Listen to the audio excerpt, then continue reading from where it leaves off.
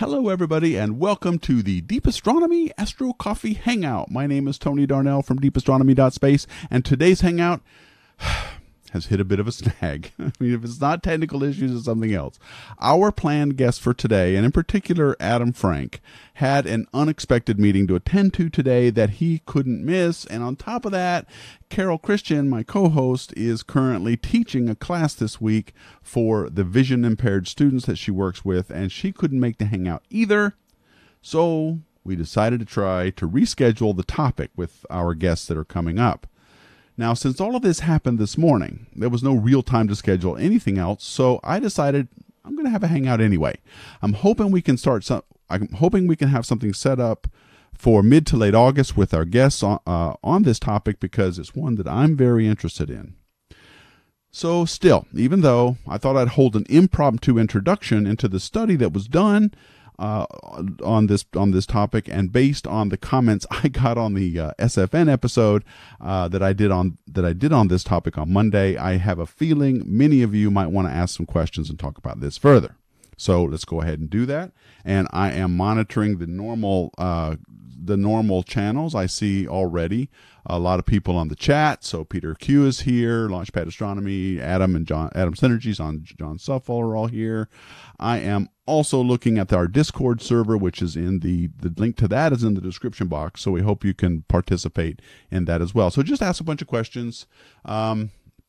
But we're going to talk about this topic, and we're going to have the hangout again with our guests a little bit later in August. Now, before I start, I want to say that these hangouts are sponsored and endorsed by the American Astronomical Society and the American Astronautical Society, and I very much want to invite you to check out their websites or follow them on Twitter because, as you know, their membership does a lot in these fields. In fact, when I go to do a story on SFN, I always look at the AAS Press Twitter feed, it's AAS_press Twitter account, to see a roundup of some of the press releases on a particular topic before I decide to do an episode. So it's a really good resource if you're interested in keeping up to date on the latest astronomy discoveries. So please check out and follow their Twitter account.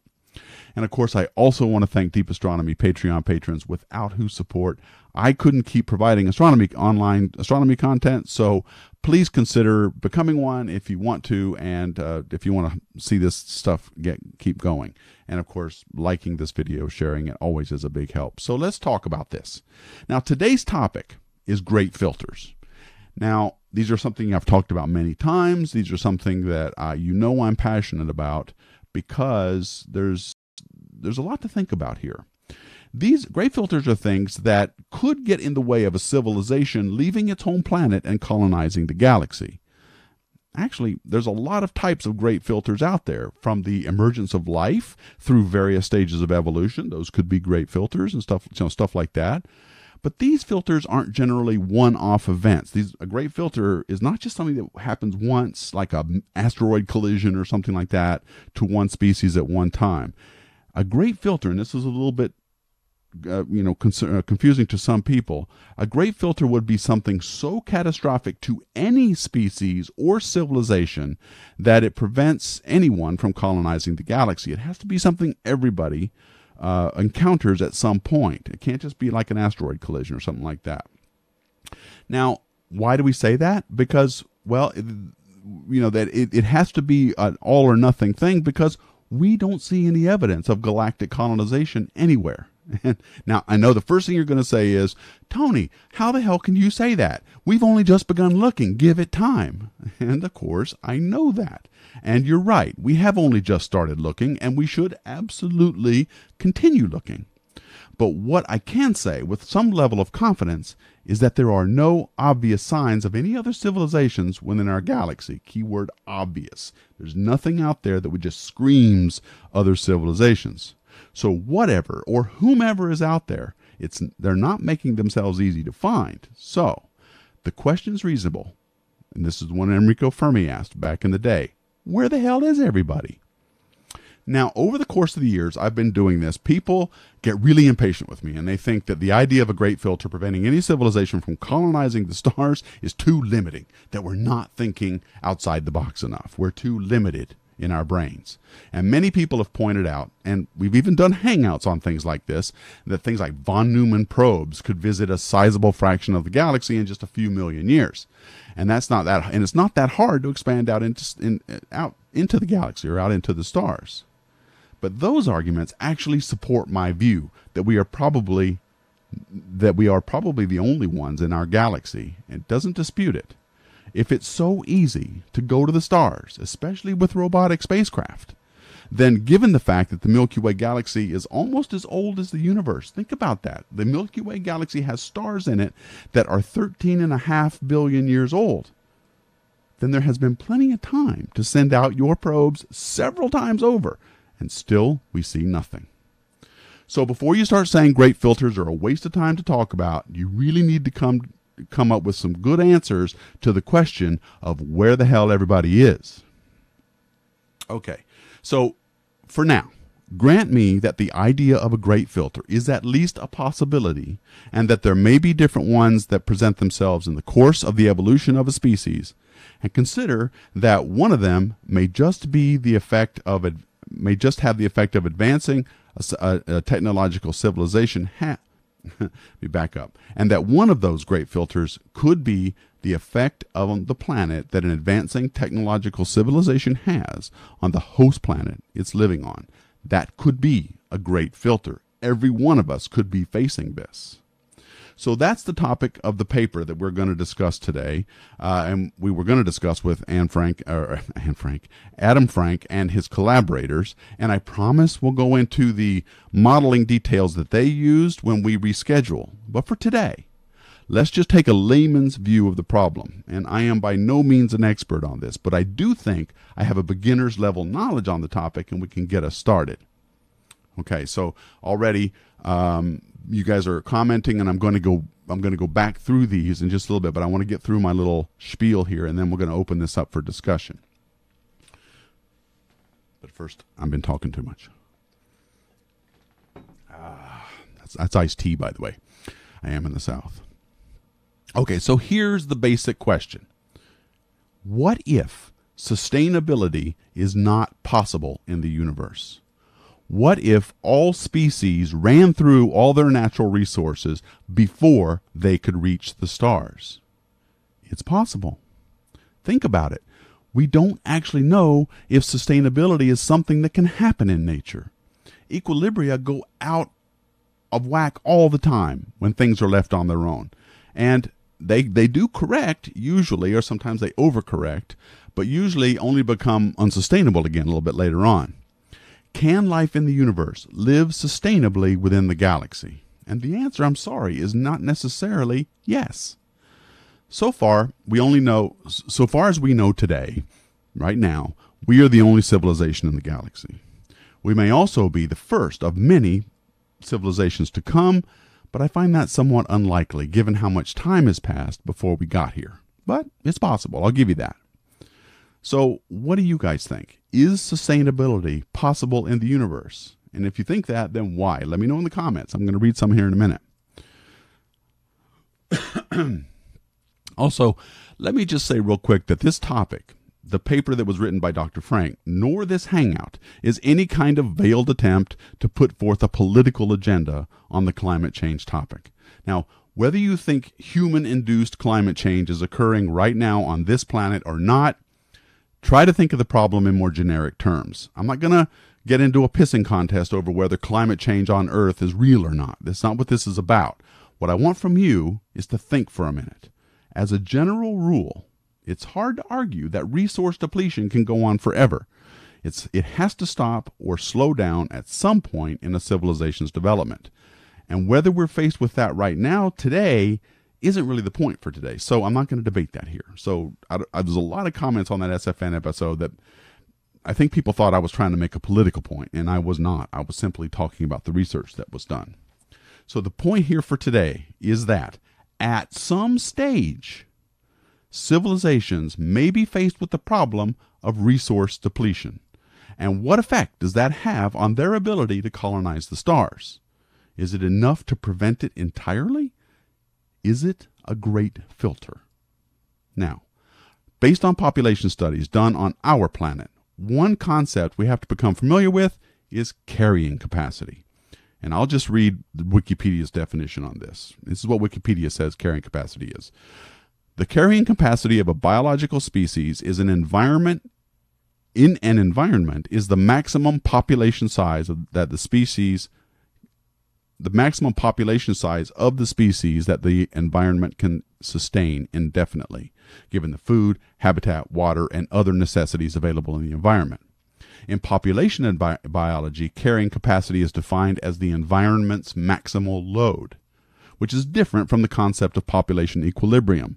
It's because its effect on population dynamics may be approximated in a logistical model, although this simplification ignores the possibility of an overshoot, which you can see in real-world situations. And that's a good point. That's the end of the definition, by the way. So that's a good point. We need to be careful when talking about this, not to oversimplify the problem. But it's not unreasonable to think that there's only so much a planet can give to a host population before something has to change. Population and resource consumption can't just go on indefinitely when the resources are finite. And the graphs in Frank's paper, which I'll show you in a minute, didn't seem to exhibit any overshoot in the population, which, as the Wikipedia definition pointed out, we actually do see in real-world systems. So there are some caveats to this discussion, but let's just go, let's just kind of go on here and let's see where this leads. So this study, the one that we're talking about now,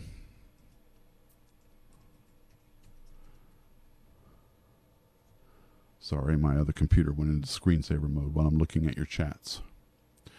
So I went through this study. This particular study went through 4 possible outcomes of a simulation that they ran based on population studies and examples here on Earth, like Easter Island, which we'll get to in a minute, on our own planet. Now, I'm not going to go into them all today. Just watch the SFN episode I did on Monday for a summary. I showed them all there. And we're also going to go to that more in depth when Dr. Frank can join us. But basically, 3 of the 4 outcomes were bad, with only one of them entering into any kind of stable equilibrium. Now, most of the research seemed to pin the outcomes on the advancing civilization realizing that there was a problem in enough time to do something about it. Now, that's an important concept. But the one scenario that didn't take that into account was the first outcome, which was called die-off. They just went on consuming, and crashed, as you would expect. But the others had lesser and varying impacts, which I'll show you the graph here in just a minute. So, finally, before I open this up for discussion, I want to mention that those of you who think that the Easter Islanders, and by extension humanity as a whole, can just go find more resources, are also oversimplifying the problem. By the way, I want to mention there's a really good video on what happened to the Easter Island population in the description box. One of the commenters on the other video left it there. It's really good. It explains a lot about the real problem of what happened with Easter Island. But so go check that out after the hangout and see what I'm talking about. So notwithstanding the fact that going back to this problem of let's just go get more resources is the solution, notwithstanding the fact that that thinking of let's just go get more resources to consume is basically just thinking like a virus, it's a lot easier to say that than to do it. Now, sure, some Easter Islanders left via emigration. They went to another island. But think about it. At the time, or even now, the nearest island to this was 1,200 miles away. 1,200 miles away. You didn't just get on a boat and leave. It was really a big deal. So after they consumed the forest, building their boats, and most of the other natural resources, the population of Easter Island went from a peak of 10,000 to as little as 100 in the mid-1800s for a lot of reasons, not just resource depletion. It's a complicated issue, I get that. And think about it, though. Any advanced technology is also going to probably die off for more reasons than just one. You don't just say, well, it's resource depletion that killed them. So it's obviously going to be a lot more complicated than that. And I acknowledge that this is a more complicated problem. But we are talking now about, is it possible that this is a great filter? So, for humanity, going to another planet is not necessarily the answer, and there's by no means an easy solution. Just go get more stuff to eat is a problem that has plagued humanity from day one. It's also not clear that we can even survive in space. It may actually kill us. Now, I did many hangouts last year with Arnold Nicogosian. This was back when we were doing the Footsteps to Mars hangout about human physiology in space. And if we've learned anything, it's that being up there is very detrimental to our health. So I already know what you're going to say next, because you're a big fan of Ray Kurzweil and Mark Zuckerberg and all those guys who just say, well, put our personalities into asteroids and go into space that way. Okay, fine. I'll grant that's possible. It's not easy, certainly, but it is possible. But if it's possible for us, and this is my point, if it's possible for us to do that, then surely it's possible for any other civilization out there to do it as well.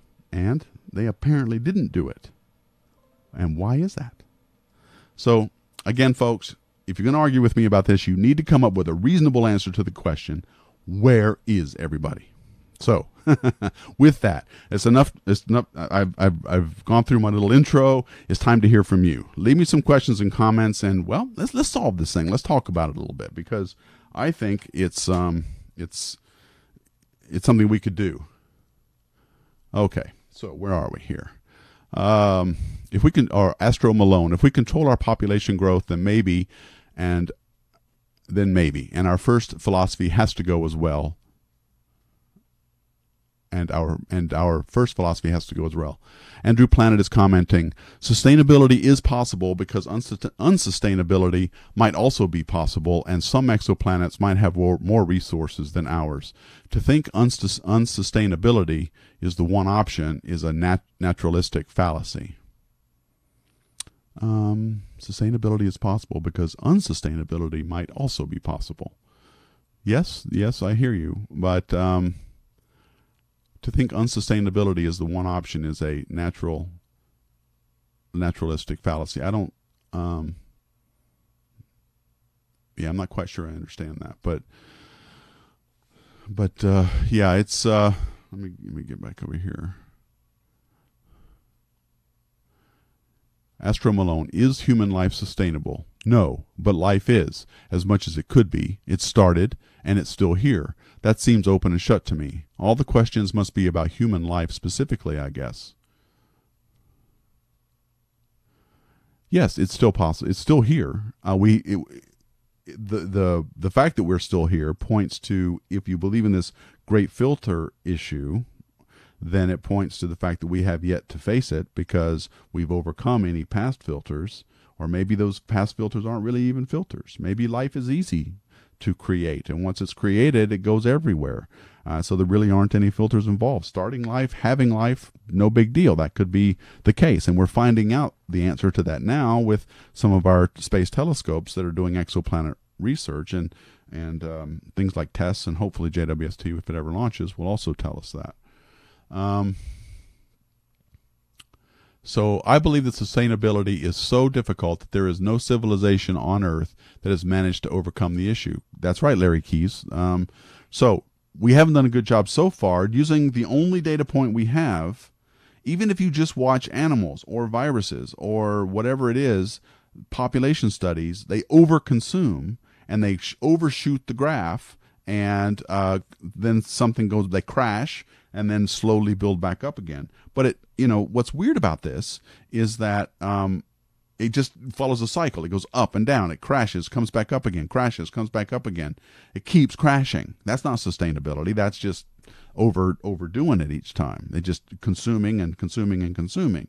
So there needs to be a point in an advanced technology where you recognize, and this was an important part of this research, you need to recognize that there's a problem and make adjustments. You need to go, wait a minute, what we're doing is not sustainable. Perhaps we should scale back or go to something else that is sustainable. And that realization is key to this research. I mean, let me go ahead and see if I can pull up the graphs here. Yeah, so here are the graphs that was in this paper. 4 scenarios that they had come up with. And now we're going to go into, when we talk to these guys, we're going to go into their assumptions that went into this model too. The first one is die off. Now, the black line is population. The red line is average global temperature. One of the assumptions is, and it's a reasonable one, that as technology advances and we use high-impact resources like fossil fuels, that tends to have the effect of warming the planet. Technology equals planet warming in this assumption with certain high-impact resources. And so as technology increases, so does the average temperature. And if you do nothing, then you get something like what's in A, which is called die-off. This is where the population peaks really early, just consumes like crazy, and then falls down, and then reaches a level that is much less than what it was. In this example, it was like 70% less than what it started, than its peak. So a lot of people died, over half. The sustainability one in the upper right is the best case. The civilization, the population realizes in time that it has a problem, and it makes adjustments to keep the temperature from rising any further, and it reaches a plateau both in population and in temperature. And then, of course, there is collapse without resource change. You just keep using the fossil fuels, or whatever the high impact is, resource. I want to get away from saying fossil fuel because you guys will think I'm talking about Earth.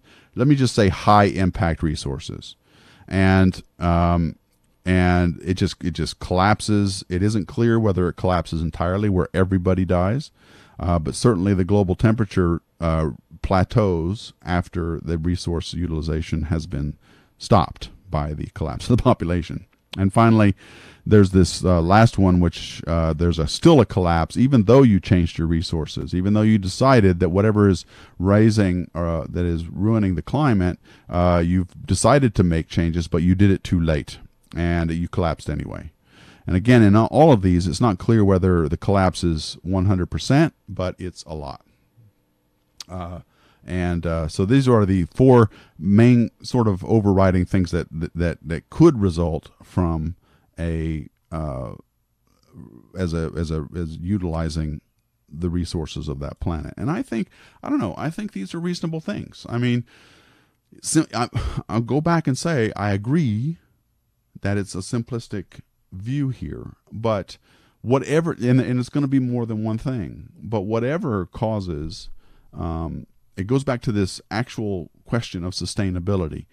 Is sustainability something that we can do at all? Is it even possible? Where are examples of sustainable things in the universe? Everything's dying. Everything's reaching an unstable equilibrium, or unstable disequilibrium. It's happening everywhere. Stars die. Black holes eat other black holes. Are black holes the ultimate equilibrium? You can't really survive in those.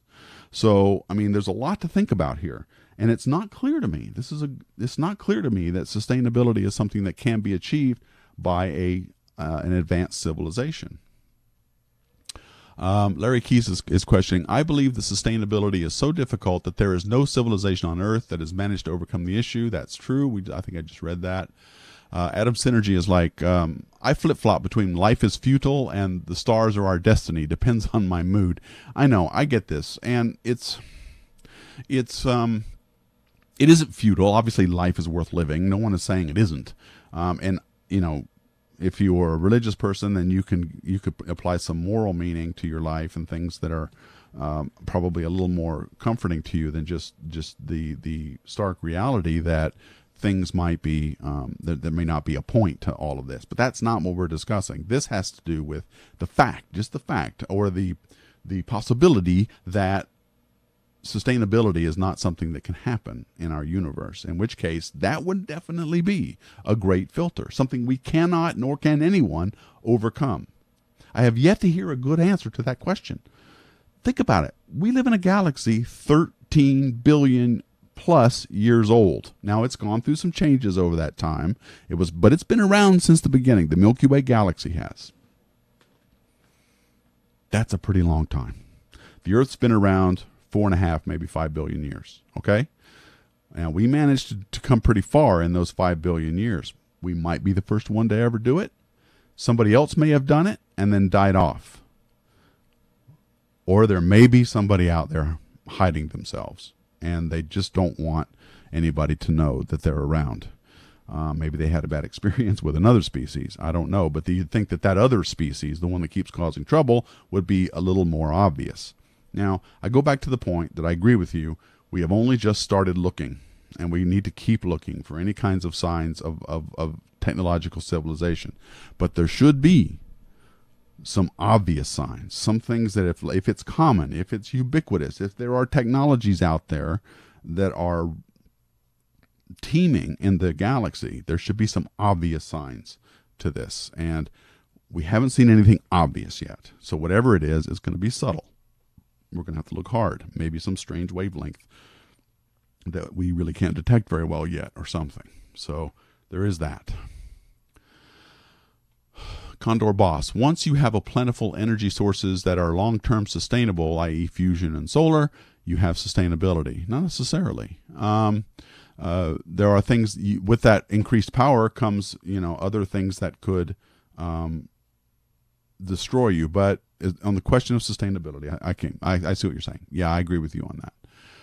Crazy Christiana.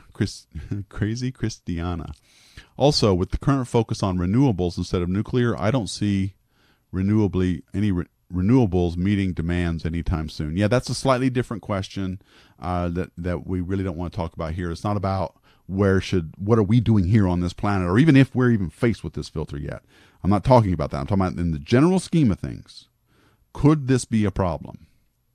Launchpad Astronomy. Climate change does not equal politics, except it does. I know. Okay. The Great Orange Filter seems to be the culprit in our case. Okay, so let's see. Evening audio is great, and picture looks great too. I know, when it's just me doing this and I don't have to set up 500 other things, I can get a quality hangout done. Problem is, it's nowhere near as interesting. We want more people involved. What if we find a sign of something, but they're all dead? Well, that would be depressing, wouldn't it, Condor Boss? I mean, that would be sort of lend credence to this idea that maybe we can't overcome it. And so there is that. Andrew Planet, if this universe has a beginning, doesn't that mean that entropy can reverse itself at some point? We really don't know. Entropy can reverse itself. I don't think so. That would be breaking a pretty fundamental law that governs our universe. So I don't think that's possible. Entropy increasing, at least not naturally. Crazy Christiana, climate change and harder to acquire resources will trigger a geopolitical shit show regardless. Plenty of selfish hotheads around in position of power who can't figure out a proper solution.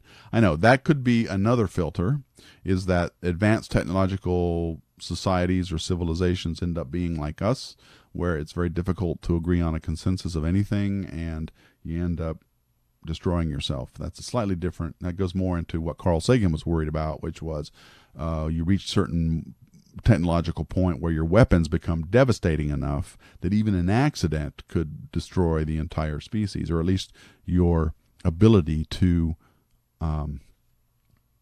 go out into the stars. And so that was what Carl Sagan worried a lot about. That, to him, that was the overriding concern in the 80s.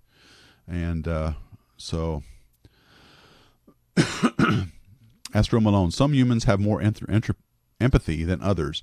Breeding for that might do something, but it's a dark road. Yeah, I don't even want to get into that. So that's a good point, though. We might be able to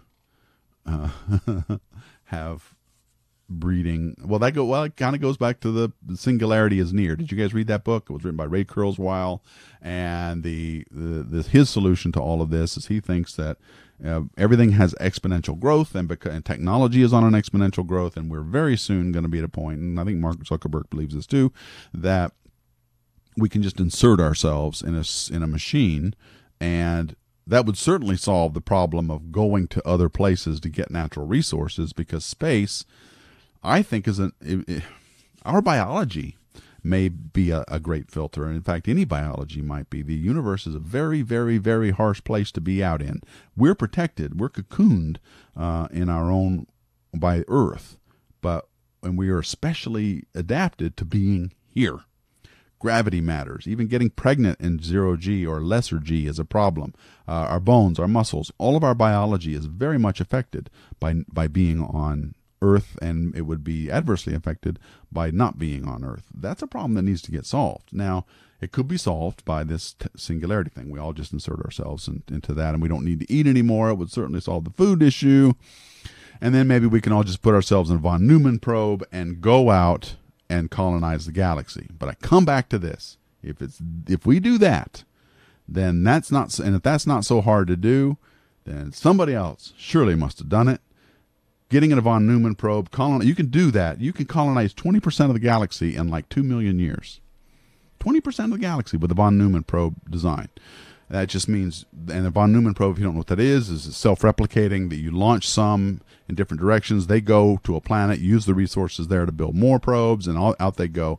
Even going at 10% the speed of light, you can colonize, or at least visit, 25% of the galaxy in 2 million years. So pretty. The timing, again, shouldn't be an issue. The speed of light barrier, not an issue if you use these kinds of things. So again, where is everybody? So I'm not trying to be facetious about this, but I do think that it's something a lot of us fall prey to, this idea, and I've done it. My very first video I ever posted on YouTube was guilty of it, of just saying the numbers, just going, gosh, we live in a galaxy with hundreds of billions of stars, and there are hundreds of billions of galaxies in the universe. Surely it's possible that there are other civilizations out there. There has to be. We all think that. It's just common sense. But as I'm going to do in a future video, a future Space Fan News, and I'm sure you guys have read the paper called Decoding, or I think it's called Decoding the Fermi Paradox. Anyway, if you do the math right, which we don't with the Drake equation, we just put in numbers and turn a crank and get out something. That's not the way to use the Drake equation. If you do it using probabilities based on how realistic each of these parameters are, you get answers that are entirely without paradoxes. It's entirely possible. You can have a galaxy with no one in it, a civilization in it. You can have one with one. It's not a paradox. So, again, it's a fallacy we need to be careful of. It's a bias, I should say. It's not a fallacy. It's a bias that we have, that of course this is possible. Well, I'm not so sure. Would you be content to be uploaded into a digital existence? Yeah, I mean, that's a good question. It depends on the experience, right? If I'm just going to be stored on somebody's thumb drive, I'm going to want a little more to do than just sit there. So yeah. So let's see. Tony would be of a great von Neumann probe. Hey, be nice. That would be a great von Neumann probe. Seeing that Andrew Planet, seeing that intelligent life is literally the universe aware of itself, even if perpetual sustainability might not be possible long term, isn't it still worth to live it and discover so much stuff? Of course, yeah. Just because, I think that we might be the only ones in the galaxy, and there's a good case for it based on what we know right now. I'm not trying to make the case that life is pointless and we shouldn't live it.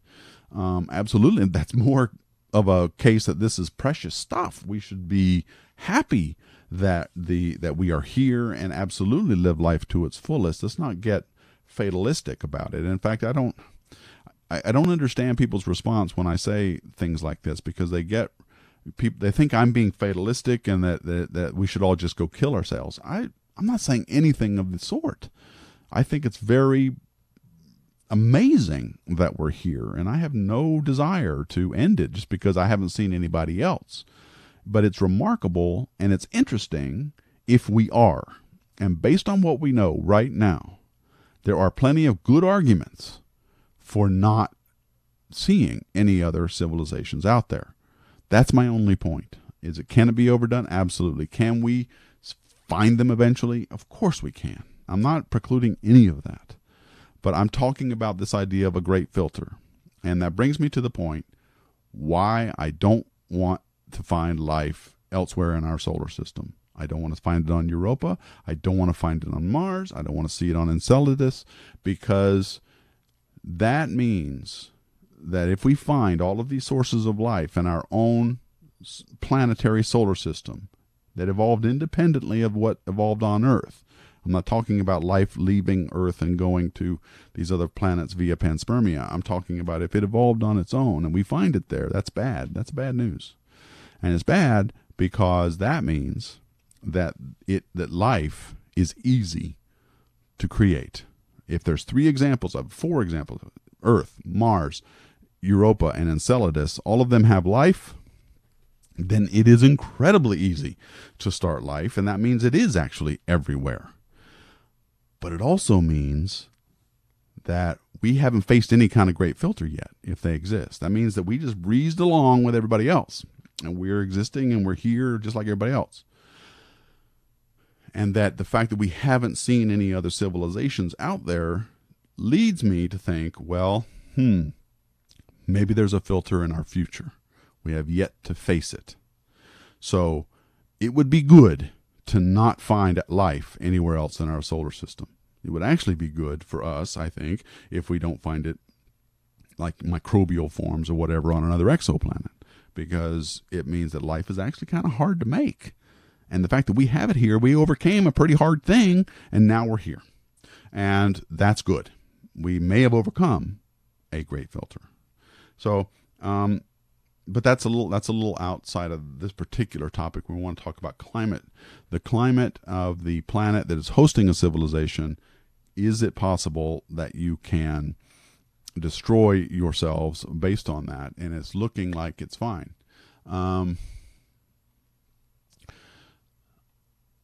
So let's see. Capital H. If sustainable, a K2 civilization with a full Dyson swarm can support the population of a whole galaxy of natural Earth-like planets. If intelligent life stays in its local neighborhood, would we see it? Well, there's already been some false positives, hasn't there? There was that, what was it called, Tabby Star, where we thought we saw a Dyson sphere. That would be an example of an obvious sign. Okay, that's something to me that's obvious. If someone has a Dyson sphere covering up their star, doing all of that, we should be able to see it. In fact, I did an SFN on that, on how to find them. But if it stays in its local neighborhood, would we see it? We should see something, I think, that indicates the possibility. Will it be definitive? Maybe not. But if life is abundant, this is Peter Q, that's also a good thing. Yeah, I guess. If you buy into the idea that there's great filters, and here's the thing that makes you have to consider great filters. There isn't that much out there technologically, okay, so far. If we see other things out there technologically, the idea of great filters may go out the window, or it may be something even further down the evolutionary path.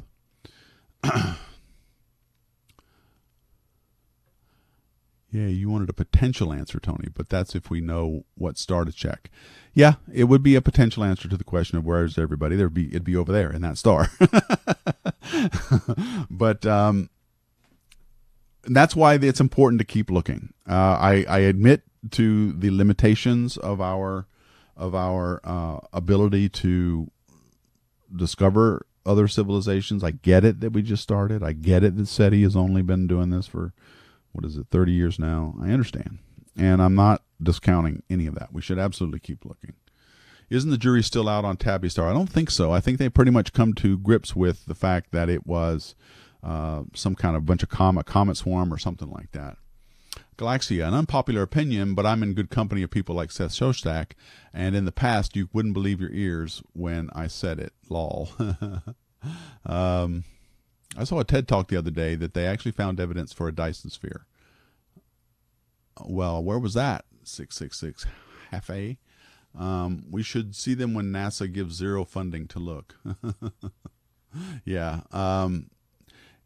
Yeah, I don't. Well, it doesn't have to come down to NASA to fund these things, but you're right. They should probably give more funding to this stuff. Andrew Planet.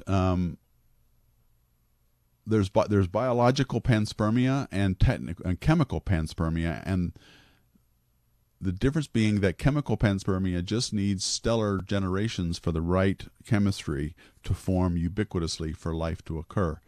Right. And Andrew, I would just ask you this.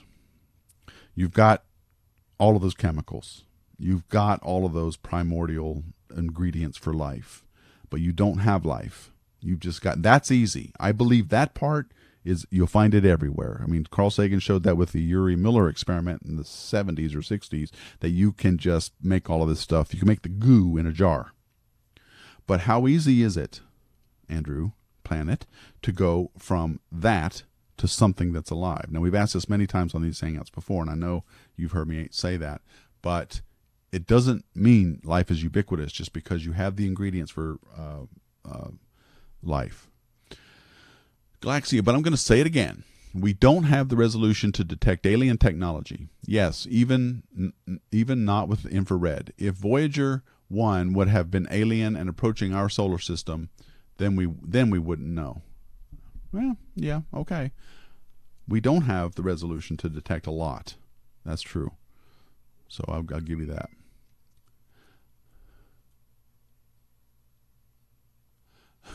Someone put a big red filter. This is from James Dugan on the full moon this morning. Yes, it was a full moon. Don't we have a lunar eclipse coming up? I think it's today or tomorrow. If we manage to get into space in our solar, this is crazy, Christiana. If we manage to get into space in our solar system, would it from there be hard to go interstellar? Might it be another roadblock? Yes, it could. If that could be one that is just being in space could be a problem for us.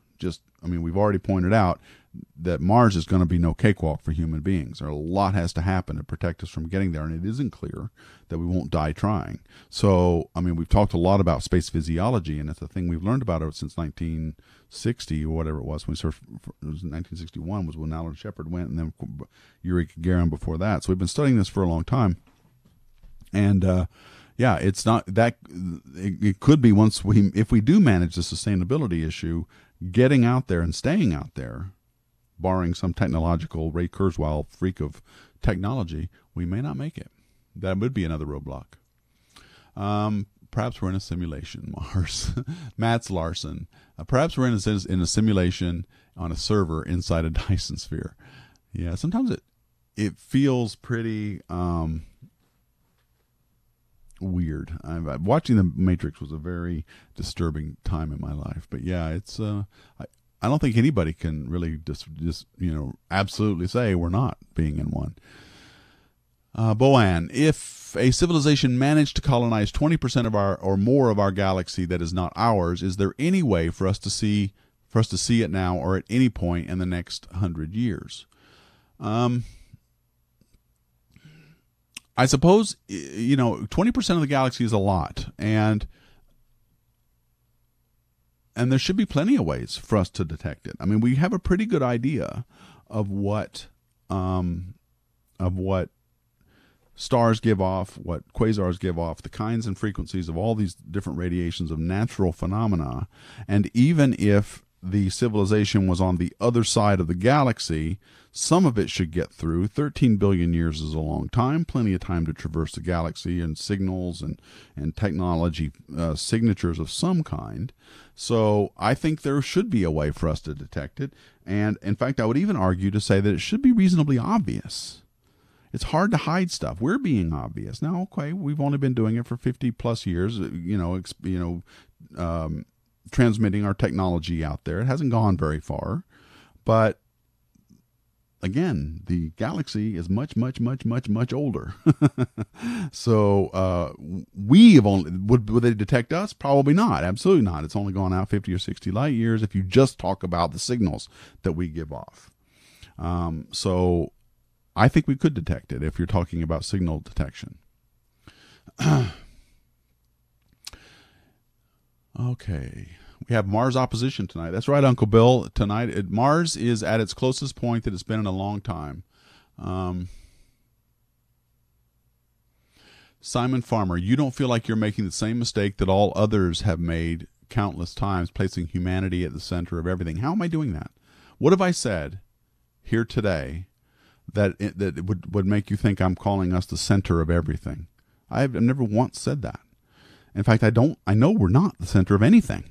So, and the fact that we may be the first civilization to come out of it might make us a little bit special in that sense, but it certainly lends, it's not like I'm saying this can't be done by anybody else, anywhere else. I'm just saying that this is where we are right now. So, no, I'm not giving us any special place in the universe by saying this. I'm trying to think about this idea of sustainability. Is it even possible? I mean, if it isn't, then we need to acknowledge that and maybe make changes. And even if it's not possible, then making changes are probably pointless. But, that's all I'm saying. I'm trying to get some sense of, an answer to the question of why we don't see more civilizations than we have already. And I'm not trying to make us seem special or anything, but we are the only data point we have. And until we get more data points, we're going to have to talk about it with knowing the facts, the observations. What do we have in front of us now? Everything else is conjecture. Even this idea of a great filter is conjecture. It's just we don't have enough information to make any real conclusions. This is a discussion. This is something that we're talking about to see if it's possible. Is it reasonable to discuss this? That's all I'm saying. And I don't ever give humanity a special place in the universe. We are not obvious. Could we even detect our own signals at 50 light years radius? Okay, a Condor boss, I'll give you that one. I mean, maybe we're not. Maybe it's too feeble, and maybe our radio signals and then following our television signals and the radio spectrum, all of these things are not obvious. But I will point you to Svetlana Berdugina when I did the ExoLife hangouts with her. They have a method of detecting the albedo of an exoplanet, the brighter and the darkness reflection of an exoplanet, and they can measure that, and they can also get a sense of the pattern in that albedo to the point where they think they can actually find life on those planets. It's an amazing hangout, and I would encourage. It was the very first ExoLife hangout we ever did. Go, and she'll explain it to you. They are doing these amazing things with 1 pixels of CCDs, and they are able, with our current level of technology, to measure variations in brightness of an individual exoplanet with a big enough telescope. And it's something we could build right now. It's not advanced technology. It's something that exists right now. We could build it if we had the motivation to do so. So other planets presumably have let's say they have the motivation to build a halfway decent telescope, could eventually find us if they wanted to. So in that sense, I think it is obvious. I'm pessimistic. Wait, hang on, where'd you go? Oops, Galaxia went away. Oh, there you are. I disagree. We are capable to detect technology in another galaxy. Yeah, that's true. Upcycle electronics. What do you think about the rare phosphorus filter? I'm not sure I know what that is. Sorry, if you could maybe elaborate on that, I'd appreciate it. Andrew Planet, if today would seem like somebody else's Stone Age a few hundred years in the future, are we expecting too much from our species in terms of exobiological detection at this stage of our evolution? Yeah, maybe. Again, I concede that we haven't looked very long. We don't have a lot of data. We're not working with a complete data set here. I concede all that. Absolutely. Astro Malone, jungle tribes in the Amazon didn't know Europe existed, but Europe existed. I think by math alone, we should be assuming life is there. Okay.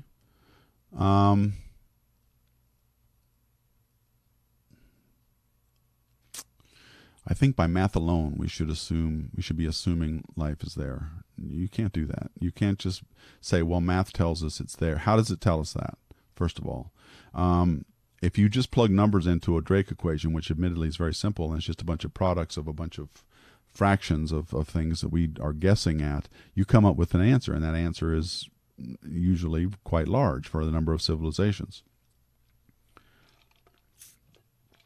But if you put in a probability of those parameters, of them actually coming to, giving weight to some parameters over others based on our current level of observations and knowledge, you get plenty of scenarios that come out with zero civilizations in a galaxy. So that's where the paradox goes away. I'm not saying let's ignore truth just because we don't know. I mean, I'm not saying just because we haven't seen it, it's not there. That's not what I'm saying. So please don't confuse me with that. I'm not just being willfully ignorant here. I concede all of this is still possible, that we will find something, but we haven't yet. So is it possible that some of these other things are at work here? So it's important that you. I'm not trying to say, well, let's just because Europe, they didn't know about Europe, so that it didn't exist, but it existed. I'm not arguing in the face of truth. I'm never going to do that. I'm never going to say, well, this is something that we don't see, so it must not be there. That's idiotic, and of course I wouldn't do that. But these other questions are important. That's right, Andrew Planet. It's within the limits of what we know for certain. That's what I'm talking about right now, and these are relevant conversations. Let's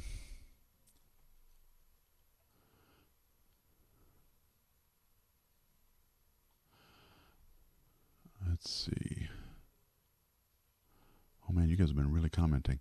Crazy Christiana, would new telescopes like JWST be able to detect from atmospheric spectra chemicals of a potentially biological origin? Yeah, yes, it can. That's one of the reasons they're building it. It's going to be able to look at the light that goes through the atmosphere, the star's light, as it passes in front. The planet passes in front of the star, in between the star and us. JWST will be able to look at the starlight that goes through that planet's atmosphere, if it has one, and tell us what's in that atmosphere and give us a good indicator of whether there might be signs of life there. It'll even go so far as to give what they're calling biological signatures, things like certain kinds of methane and things like that. So it's possible, yes. And JWST is hopefully, if it ever launches, will do that. Could a civilization a million years more advanced hide themselves? Simon Farmer is asking a really good question. So you have to ask, yes, absolutely, you could hide yourself. But you got to wonder why. Why would they be hiding themselves? It's possible that you could maybe just want to be a hermit.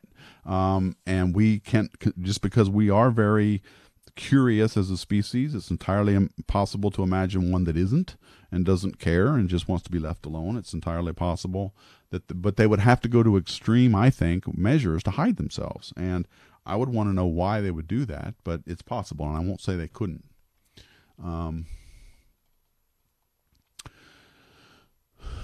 David Sims, I say again that I have no idea how those exoplanet imagers can get the Earth, exoplanet center, exoplanet surface angle in the latitude direction, the direction along the rotational axis. Are you talking about Svetlana's thing, or are you talking about something else? Right now, I don't think we can do any of it. It's possible if we had the proper telescopes. Boan,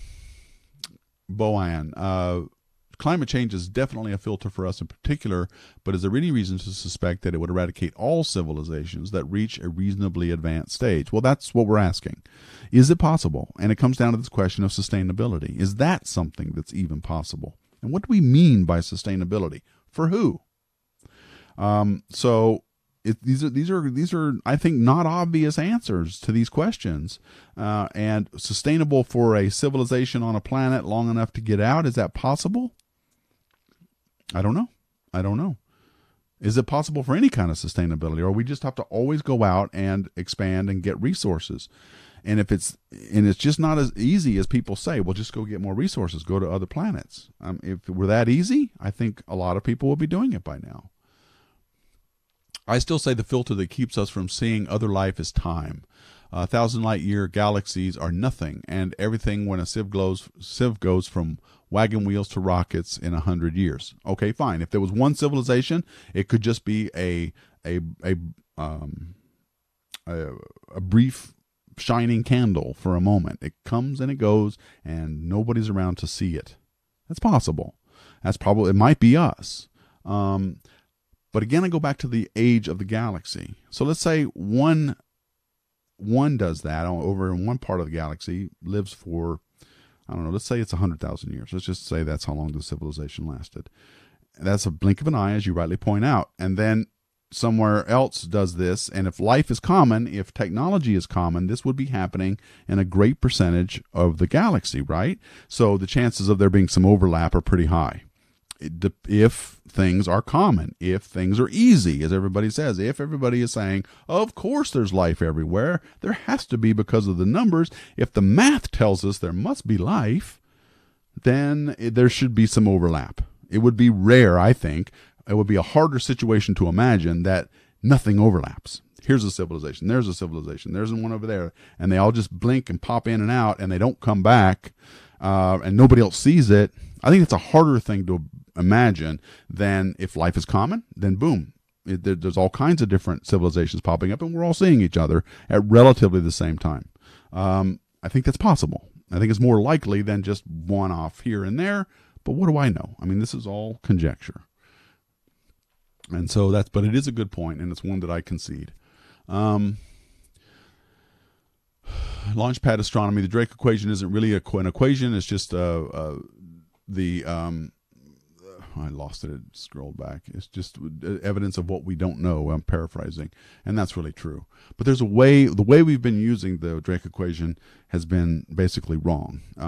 We're just picking a number, some fraction of planets that have this and that and the other thing, and we're picking a number and we're turning some crank and we're getting a thing. It's much more subtle than that. And there's these other guys who've actually done a more realistic mathematical application of Fermi's equation.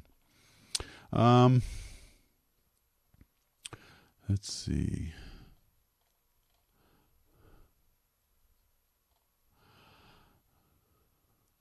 Thought experiment. So Peter Q, is this a thought experiment? I suppose, to the extent that all of this is, but I think it is a thought experiment, and it's fun things that I think are important things to think about, because it's too easy to do what everybody else does, which is just assume that of course life is everywhere. And to me, that's, I think we need to take another look at that.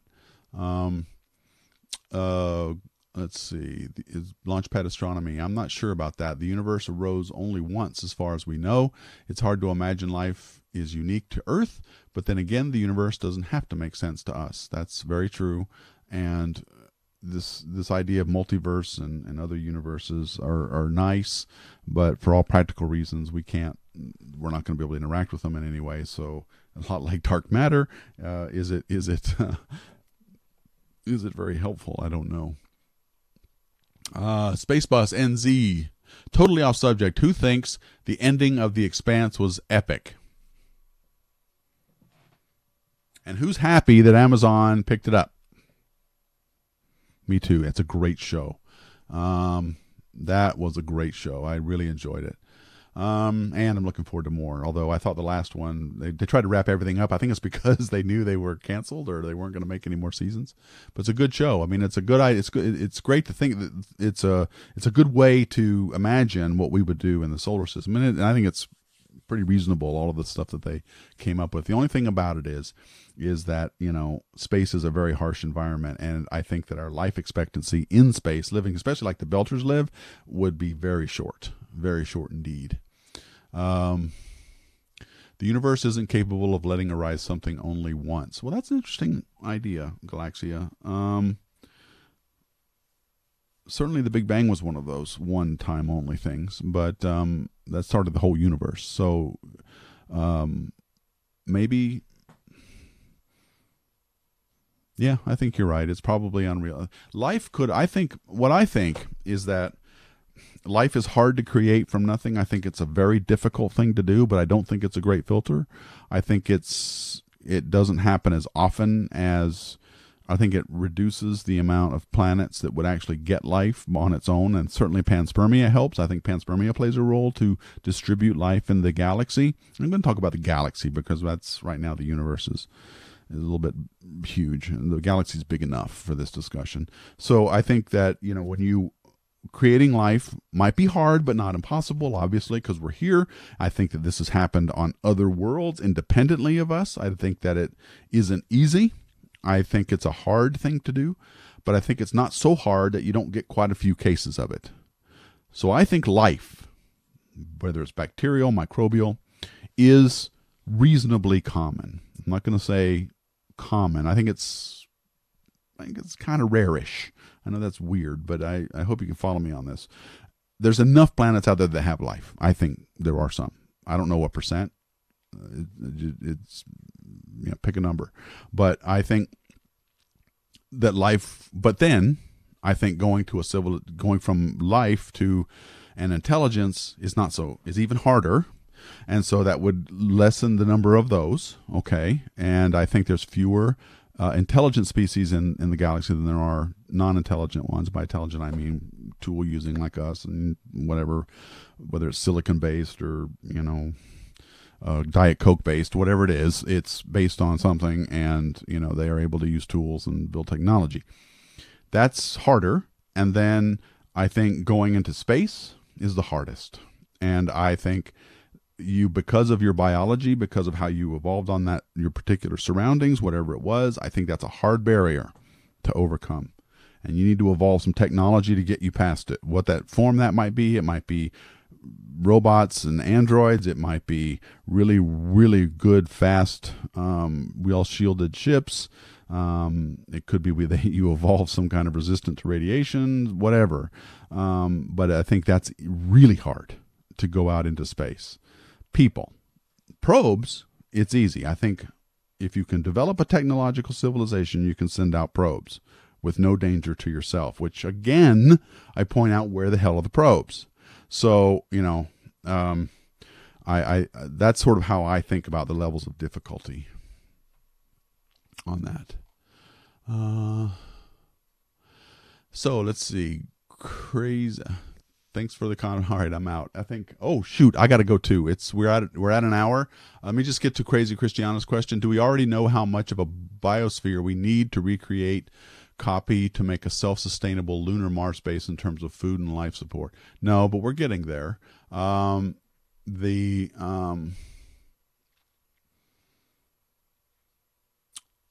think that these lunar Mars bases are going to need to overcome quite a bit to keep us healthy and happy there.